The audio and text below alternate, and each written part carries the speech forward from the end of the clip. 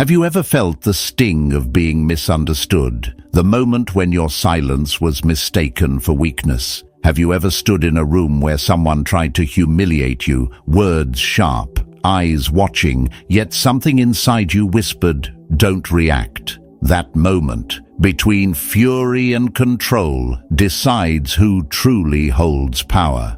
Because the loud seek to prove, the calm already know. This is the Stoic way to outsmart anyone without saying a word. Stay with me. As we step into the first chapter, picture this: two men stand in the center of a storm. One shouts, veins tightening, desperate to be heard. The other remains still, eyes calm, breathing steady, as if the chaos outside cannot reach him. In that silence, something happens. The noise begins to lose its power. People stop looking at the one who yells and turn to the one who doesn't. Power shifts quietly, not through dominance, not through debate, but through composure. The Stoics understood this truth long before our modern obsession with proving who's right. Marcus Aurelius wrote, "The best revenge is to be unlike your enemy." That is the essence of silent strength, refusing to mirror the chaos that surrounds you. When you stop reacting, you stop bleeding energy. You no longer dance to the rhythm of other people's emotions. You become the observer instead of the participant. That's when influence begins, not with words, but with presence. I once knew a man who was constantly provoked at work. Every insult thrown at him was an invitation to battle. For a while he took the bait, argued, defended, explained himself. But the more he spoke, the less respect he earned. One day, something changed. He stopped responding. When colleagues mocked him, he just nodded once and returned to his task. Within weeks, the room's energy shifted. Those who mocked him grew restless. Their power was gone. His calm had turned their noise into background static. That's the paradox of stillness. It looks like surrender, but it's strategy. People expect a fight. They expect you to prove yourself. The moment you don't, you expose their weakness. You show them what true control looks like. Seneca once said, "He who angers you conquers you." The Stoic never gives that victory away.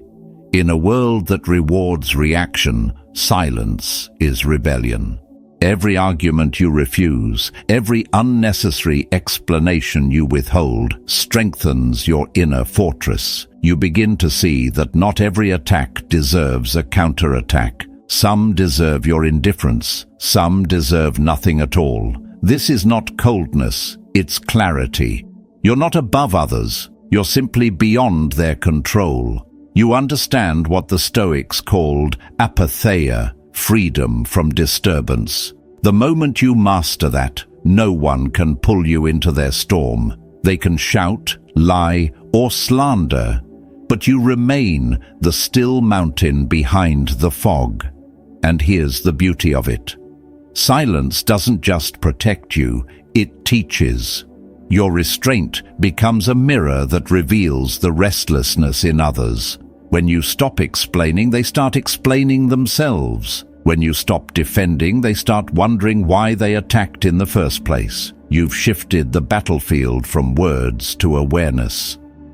There is a saying among the wise: a lion does not turn when a small dog barks. The lion loses nothing by walking in silence. He loses everything by lowering himself to bark back. Your silence is not weakness, it's declaration. It says, "I have nothing to prove because I already know who I am."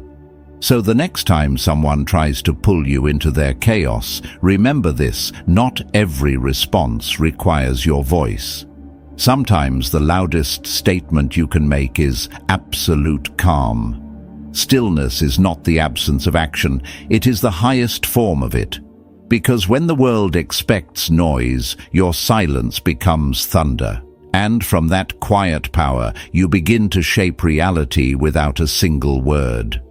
Now, as we move forward, let's look deeper into this invisible art, the mastery of perception itself, and how control over what others see becomes the most silent form of dominance. Moving into the second chapter, imagine walking into a room where every eye turns toward you, yet you say nothing. You don't rush to fill the silence. You don't adjust yourself to fit the mood. You simply are. The air shifts slightly, not because you've demanded attention, but because you've mastered the one thing others cannot: perception. People think control comes from force. It doesn't. It comes from stillness that others can't decipher. They can't read your emotions, your plans, your fears, and so they project their own. That is how silent strength bends the room without touching it. You're not controlling them, you're controlling what they see.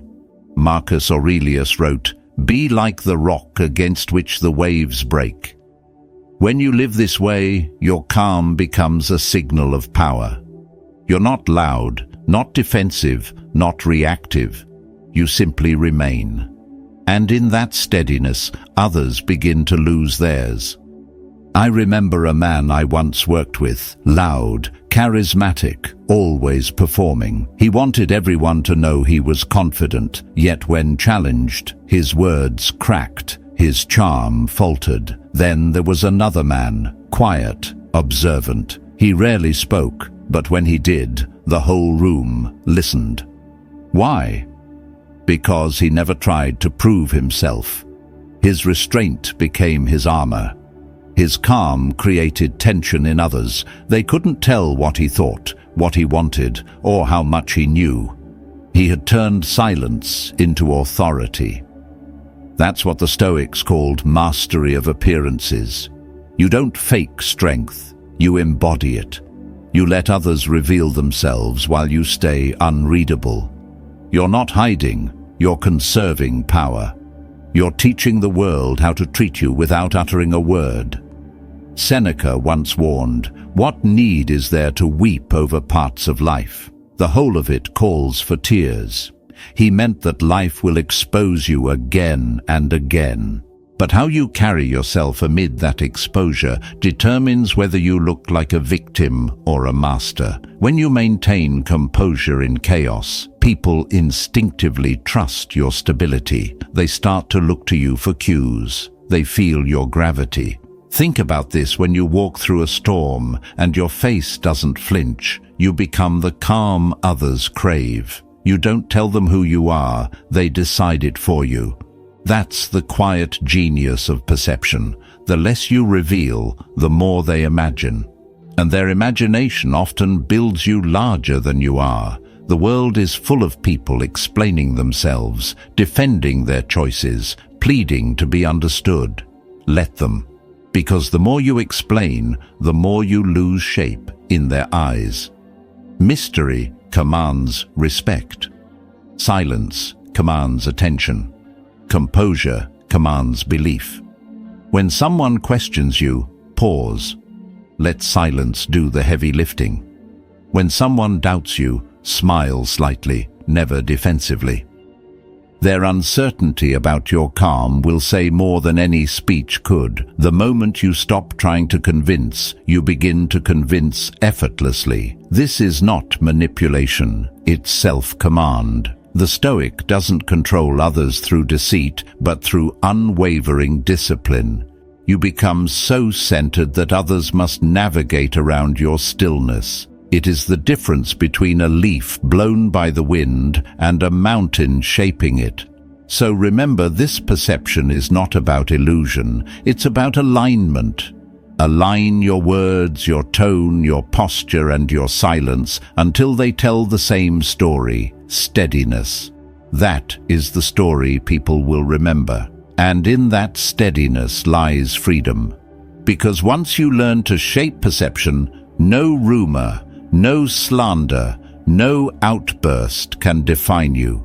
You become the author of your own image. When you master this, you no longer chase power. It moves toward you. Quietly, naturally, inevitably. And from here, as we advance further, we'll uncover an even greater weapon, the ability to hold your ground when provoked, to turn reaction into mastery and anger into calm dominion. Advancing to the third chapter, imagine this moment. Someone stands inches from your face, voice raised, eyes burning with the need to provoke you. Every word they throw is bait, every gesture a trap. The air is charged, your pulse rises, your mind screams to respond. But instead you breathe, you look through them, not at them. You choose silence, and in that stillness, the power shifts completely. This is where most people lose themselves, where emotion takes command and reason disappears. Yet the Stoics taught that every insult, every act of disrespect, is not an attack on your worth, but a test of your mastery. Epictetus said, "It's not what happens to you, but how you react to it that matters." The insult itself is meaningless. Your reaction gives it life or buries it forever. I once watched a man humiliated in front of his peers.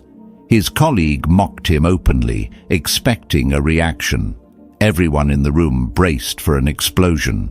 But the man did something remarkable. He smiled faintly, nodded once, and said nothing. He let the silence stretch. Within seconds, the mocker began to look uneasy, his own laughter echoing back awkwardly. The calm man had turned his restraint into a mirror, and in that reflection, the aggressor saw his own weakness. Non-reaction is not cowardice, it's control. It is the discipline of refusing to hand your peace to someone else. You're not ignoring them, you're disarming them. The Stoic does not fight for validation because he understands that noise cannot touch truth. You don't prove your strength by reacting, you prove it by not needing to.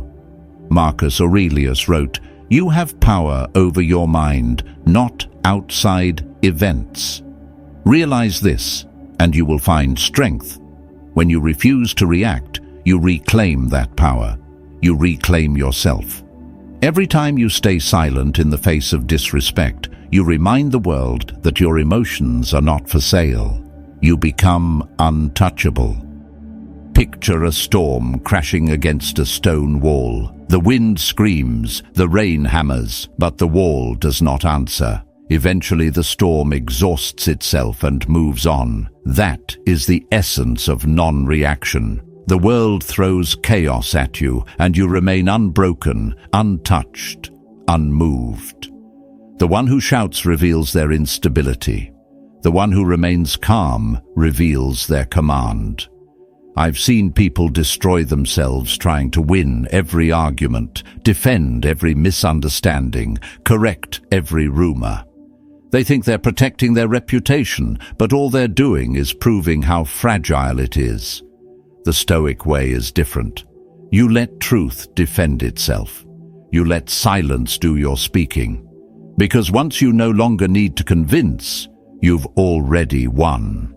And here's the paradox. The less you react, the more control you gain over every situation. Your restraint makes others question their behavior, their words, their motives. They begin to measure themselves against your calm. Your silence starts to echo louder than their anger ever could. Non-reaction is not about superiority, it's about freedom. You are no longer chained to other people's emotions. You don't burn when they burn. You don't sink when they drown. You stay anchored in your own depth, while the world above you thrashes in waves. So when someone tries to provoke you next time, pause. Watch their need for reaction. Observe their chaos from the still center within you. Let them reveal who they are, while you remain who you've chosen to be. Because nothing terrifies the manipulative, the arrogant, or the insecure more than the person they cannot move. That's the quiet power of Stoic detachment. The battlefield isn't out there, it's inside you. And from that victory of silence, we move toward the next truth. the art of observation itself, where your stillness evolves into insight and seeing becomes your greatest weapon. From here, the silence deepens. The world around you moves fast. Words fly, tempers flare, people expose themselves without realizing it. Yet you, the observer, stay still. You are not withdrawn, you are watching. And in that watching, you begin to see what others miss. You see patterns, you see motives, you see truth stripped of noise. Now imagine standing in a crowded room where everyone is talking at once. Voices collide, laughter masks insecurity, pride hides fear. Most people are blinded by the noise, they react to what's loudest, but a Stoic sees differently. He listens to tone, not volume. He notices silence between sentences. He reads the tension behind a smile. That's where real understanding lives. Epictetus said, "We have 2 ears and 1 mouth, so that we may listen twice as much as we speak." Observation is not passivity, it's intelligence in motion. It's the art of letting others reveal themselves while you reveal nothing. You let them talk, explain, justify, and in that flood of words, they tell you everything you need to know. I remember a conversation with a man who boasted constantly about loyalty. He spoke of it like a badge, but the more he spoke, the more I listened, not to his words, but to his reactions. Every time someone else succeeded, his smile tightened. Every time he said, "I'm happy for you," his tone betrayed him. That's when I understood his loyalty was conditional. Observation showed me what his words tried to hide. The Stoics mastered this discipline because they knew perception was power. Marcus Aurelius trained himself to see beyond appearances. He wrote, "If you are pained by external things, it is not they that disturb you, but your judgment of them." The same applies to people. It's not their actions that harm you, it's your failure to see them clearly. Observation protects you. When you watch without reacting, you gain time, and time gives you choice. You no longer fall into emotional traps because you've already seen the setup. You no longer mistake flattery for friendship because you notice the tone that lingers after the compliment fades. You no longer rush to trust because you've learned to study patterns, not promises. But observation also humbles you. When you truly see others, you begin to see yourself. You notice how often your own pride speaks louder than your reason. You catch the small judgments you make without evidence. You realize how easily the mind builds illusions and how rare clarity truly is. The observer doesn't stand above others. He stands apart to see himself more clearly. Seneca wrote that to be everywhere is to be nowhere. The same is true for attention. When your focus scatters, you see nothing. But when your attention becomes precise, when you learn to look without needing to judge, you start to understand people and events as they are, not as you wish them to be. That's when calmness stops being an effort and becomes your nature. The world teaches us to react fast, to speak, to post, to prove. But the Stoic knows that what's quick is often what's wrong. Every word you rush to say blinds you to something vital. Every reaction you give too soon becomes a confession. But when you slow down and observe, you reclaim your authority. You stop chasing meaning and start perceiving it. Observation turns silence into strategy. You start moving through life like water, fluid, adaptable, aware. You see without staring, listen without interrupting, and understand without needing to respond. The more you notice, the less they can hide, and the less they can move you. Remember, this knowledge isn't power until it's grounded in observation. To see clearly is to move wisely. To move wisely is to live freely. And as we move forward, we'll explore what happens when this awareness meets hostility, how to turn disrespect itself into confusion, and how calmness becomes the sharpest weapon of all. At this stage, the calm you've built becomes armor. The silence you've cultivated turns into strategy, and this is where the real test begins. You've mastered stillness when life was quiet, but can you remain unmoved when someone tries to shake the ground beneath you? Imagine this. You're standing in a crowd. A voice cuts through the air, mocking you, twisting your words, testing your patience. You feel a spark, small but dangerous. It crawls up your chest, begging for release. The crowd watches, waiting for the explosion. But instead, you breathe. You blink once. You say nothing. The moment stretches. The mocker shifts, uncertain. The power he thought he had slips silently through his fingers. That is the unseen magic of restraint, the art of disarming a fool without lifting a hand. Most people crumble here because they think dignity requires defense. They believe silence equals surrender. But the Stoic knows the one who stays calm controls the field. Marcus Aurelius once wrote, "If you are distressed by anything external, the pain is not due to the thing itself, but to your estimate of it, and this you have the power to revoke at any moment." When someone disrespects you, it's not the words that hurt, it's the meaning you assign them. Remove that meaning, and the insult dies instantly. I once saw a man in a public forum get insulted by his superior. The entire room froze. You could almost hear everyone holding their breath. But the man didn't flinch. He simply smiled, paused, and said, "You're free to see it that way." Then he turned back to his work. The silence that followed was deafening. His composure had become the loudest thing in the room. The one who insulted him was left exposed, angry at the void where a reaction should have been. That's the paradox of disrespect. It feeds on energy. The more you fight it, the stronger it grows. The moment you deny it attention, it suffocates.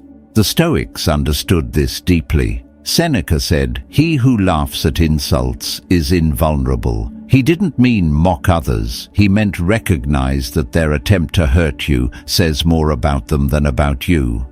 Disrespect is often desperation in disguise. It's the cry of someone who feels unseen and tries to pull others down to feel tall. When you see it that way, their words lose their bite. You stop taking offense because you see the wound behind the attack. You begin to pity them, not fear them. But pity doesn't mean passivity. It means understanding. You're no longer playing the same game. They swing for your pride. You've already outgrown the arena. Let me tell you something most people never learn. The one who keeps his composure longest wins every single time, because calmness is control.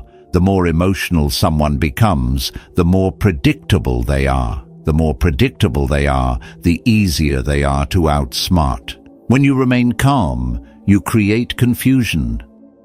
Your silence forces others to question themselves. Why didn't he react? Did I go too far? Did he not hear me? In that uncertainty, you've already won. Seneca taught that every insult carries a mirror. The wise look at it and see the one who threw it, not themselves. The fool sees only their ego. Think about how predators behave in the wild. A lion doesn't roar at every bark. It doesn't chase every noise. Its silence terrifies because it signals power, patience, and precision. You can't predict a creature that doesn't respond the way you expect. The Stoic operates the same way. You can't manipulate someone who has mastered his reaction. When you meet disrespect, do not rush to defend your worth. People who truly know you don't need proof, and people who doubt you won't believe it anyway. Let your actions, not your arguments, speak for you. Epictetus reminded his students, don't explain your philosophy, embody it. That's your answer to every provocation. Live it, don't preach it. So when someone throws venom your way, let them. Let their poison fall uselessly at your feet. You don't have to collect it. You don't have to respond. In time, they'll choke on their own bitterness while you stand untouched. I remember a man once told me, "You're too quiet. It makes people nervous." He was right, but he misunderstood why. Silence unsettles the dishonest because it reflects their noise back to them. It forces them to face themselves without distraction. Your calm becomes their mirror, and that reflection is unbearable. You can turn every act of disrespect into confusion simply by refusing to participate in it. When they expect anger, give peace. When they expect explanation, give stillness. When they expect submission, give nothing. And in that nothingness lies your supremacy. Make no mistake, silence isn't weakness. It's judgment withheld. It's clarity under pressure. It's the understanding that dignity cannot be taken. It can only be surrendered. And you, the Stoic, never surrender it. Think about the last time someone insulted you. You replayed it later, didn't you? Trying to find the perfect comeback, imagining what you could have said. That's the trap. They've already left, but you're still arguing with their ghost. That's how energy is stolen, not through words, but through attention. When you stop engaging even in your own mind, you reclaim your peace. The Stoic silence is not passive, it's surgical. It cuts through noise and leaves only truth.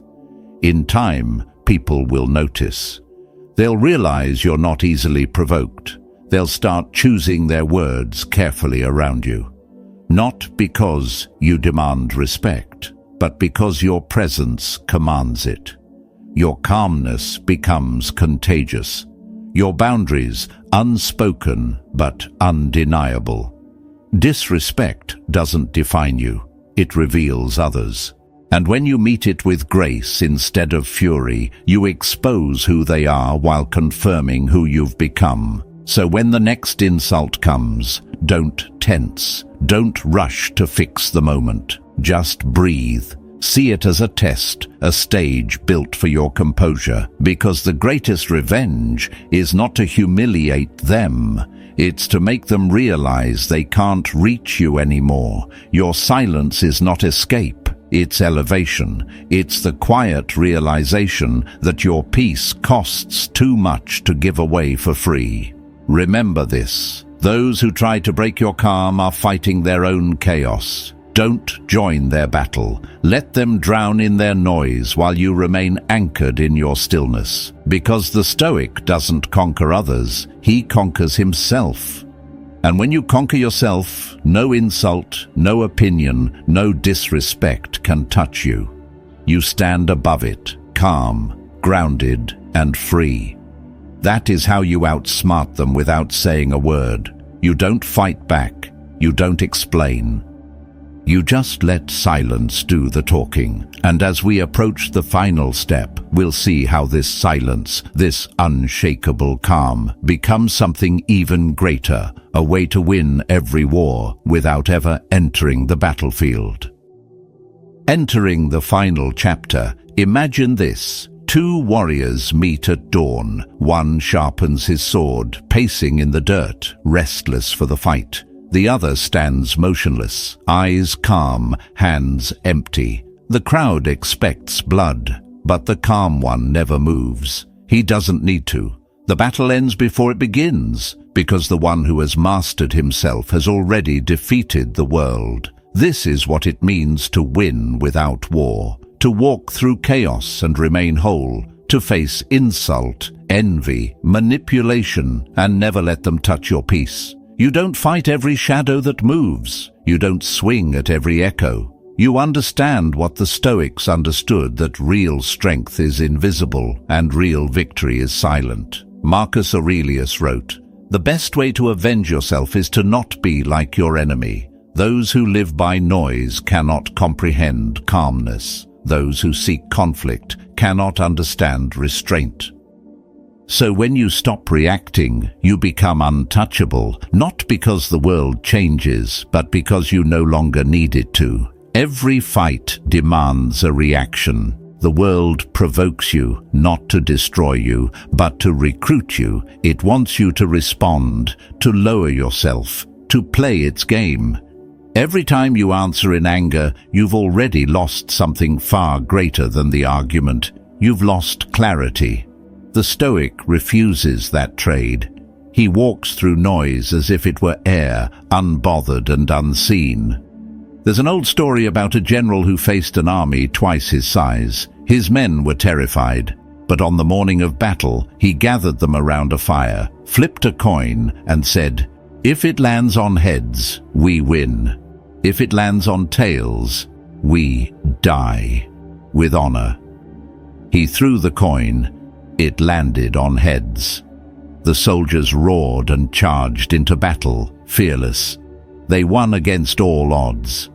After the war, a soldier found the coin and realized both sides were heads. The general had never left victory to chance. He simply removed doubt from his men's minds. That's what winning without war feels like. It's not luck. It's not manipulation. It's presence. The calm mind tips the coin before the world even flips it. Seneca once said, "He who conquers himself is the mightiest warrior." And that is the essence of this final lesson. To conquer your impulses, your pride, your need to be right, these are the true victories. You stop chasing external power because you've already built an empire inside yourself. You are no longer pulled by the world's noise because you understand it's just that, noise. Discipline is the quiet bridge between chaos and control. Let others argue. Let them perform. You will move through life like a shadow through fire, unburned, unnoticed, unstoppable. Your composure becomes a weapon sharper than any sword. It slices through chaos without effort. It makes people pause, confused by how you never seem shaken. They mistake your peace for mystery, but it's simply mastery. A Stoic doesn't win by domination. He wins by elevation. Every time he refuses to fight small battles, he grows larger. Every time he remains silent while others shout, his influence deepens. People may forget your words, but they never forget your presence, the calm one in a world of noise. Epictetus taught, when someone is properly grounded in life, they should not have to look outside themselves for approval. That's the secret to the quiet conqueror. You no longer fight to be seen, to be praised, or to be understood. You act from principle, not emotion. You do what is right, not for applause, but for peace. Winning without war isn't about avoiding conflict. It's about transcending it. You still stand your ground. You still speak truth when it matters. But you never let the world drag you into battles unworthy of your soul. You choose your wars carefully, and most of them you end before they even begin. Picture yourself like a deep lake. When stones are thrown into it, the surface ripples for a moment, then returns to stillness. But the depths remain untouched. That's the Stoic's heart. The world may disturb your surface, but it cannot reach your core unless you allow it. People will test you. They'll provoke, betray, misunderstand. Some will walk away the moment you stop feeding their chaos. Let them. That silence is your victory song. Because when you stop explaining, when you stop defending, when you stop fighting battles that don't matter, you reclaim the one thing they can never control, your inner world. And that world is where your real power lives. The power to endure without bitterness. to forgive without weakness, to walk alone without feeling lonely, to let go without losing yourself. That is the quiet strength of the Stoic mind, the warrior who doesn't shout, doesn't chase, doesn't boast. He simply continues. So when the world provokes you next time, remember this: not every storm needs your attention. Some only exist to see if you'll step outside your calm. The Stoic doesn't fight every storm, he learns to see through it. Peace is not when storms end, it's when they no longer shake you. When you understand this, you realize the ultimate truth: you've never been fighting them. You've been fighting yourself. Every reaction, every argument, every rush to prove something was a war against your own ego. But once you master that, no enemy remains. You win the moment victory stops mattering. You win when you can walk away and feel nothing but calm. You win when silence replaces the noise and clarity replaces pride. That's when you realize the greatest victory is not in conquest, but in composure. And so, as this journey closes, carry this truth with you. Power doesn't come from domination or revenge. It comes from discipline, from the calm refusal to be pulled from your center, from the unshakable belief that peace is not a prize you wait for, it's a choice you make every day. Don't fight back. Don't explain. Just stay grounded in your truth and let the world reveal itself. The Stoic doesn't seek to win battles. He simply stands so firmly in peace that war becomes impossible. That is how the Stoic wins, silently, steadily, without ever needing to fight. Because when you master yourself, no one can defeat you. Silence is not emptiness. It is strength contained, wisdom restrained, and peace guarded. The moment you stop explaining, defending, or reacting, you take back what the world has quietly been stealing from you: your power. Every word you choose not to say becomes a reminder that control lives in patience, not in noise. Every breath you hold steady becomes proof that calmness is not passive. It is precision. You don't need to speak to show strength. You don't need to prove yourself to those who do not listen. Power does not come from being heard. It comes from being unshaken. The Stoics understood this truth. The man who masters himself is already greater than those who try to test him. True control begins the moment you stop trying to win the small battles and start protecting your peace instead. So when someone mocks your silence, remember this: they see in you what they lack in themselves. When others throw words like weapons, let them fall. Let them echo into nothing. What they cannot provoke, they cannot control. Let their noise stay outside while you remain still within. That stillness will confuse them, but it will free you. If these words resonate with you, take a moment to subscribe and keep walking this path of strength and clarity. Each lesson is a quiet step toward mastering your emotions, your focus, and your inner world. Share this message with someone who needs to be reminded that calmness can be the most powerful response. And in the comments, write 2 words: stay silent. Let it be your promise to yourself, a small reminder that silence can protect more than words ever could. Because the next test that comes your way will not require your voice, it will require your stillness. Stay calm. Stay unshaken. And remember, when you master your silence, you no longer need to outsmart anyone. You already have.